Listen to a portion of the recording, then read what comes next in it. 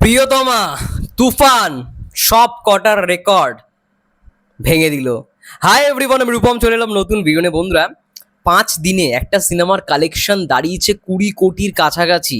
এখনো পর্যন্ত মাত্র 5 দিনে এই রকম লেভেলের কালেকশন সাকিব ভাইয়ের কোনো সিনেমা এখনো পর্যন্ত করেনি। এবং দি শাকিব খান ইউনিভার্স, মেহেদি হাসান হৃদয় একটা পোস্ট শেয়ার করেছে, সেখানে লেখা রয়েছে, বরবাদ হ্যাজ স্টম্পড পাস্ট প্রিয়তমা and Tufan, breaking all previous records in a stunning 5-day run. মাত্র 5 দিনে যা করে দেখিয়েছে বরবাদ, প্রিয়তমা এবং তুফানের রেকর্ডকে ভেঙে দিয়েছে। আমরা ইতিমধ্যে অনেক জায়গায় শুনছিলাম না যে রোমা সিনেমা হলের মালিক বলছিল 14 দিনে তুফান যে কালেকশনটা করেছিল, বরবাদ মাত্র 4 দিনে সেটা করে দেখিয়েছে। ভাবো, একটা কমার্শিয়াল সিনেমার ক্রেজটা দেখো, এবং এই ক্রেজ ততদিনই থাকবে যখন কমার্শিয়াল সিনেমা আরো বিগ বাজেটের হবে।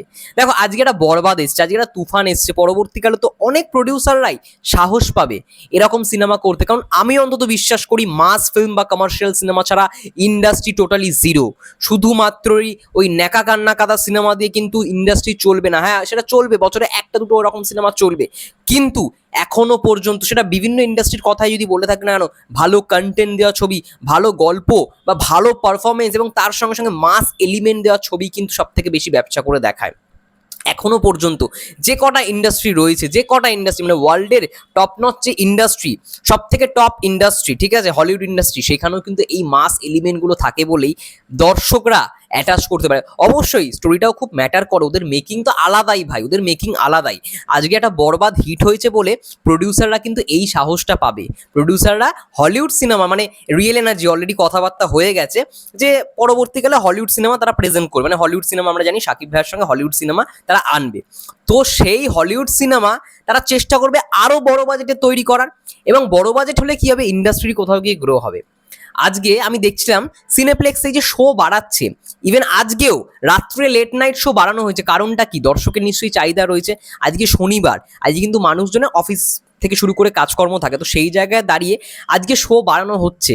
কারণটা এটাই, লেট নাইটে মানুষ ফ্রি হয়ে যাবে এবং সেই সময় মানুষজন দেখতে পারবে।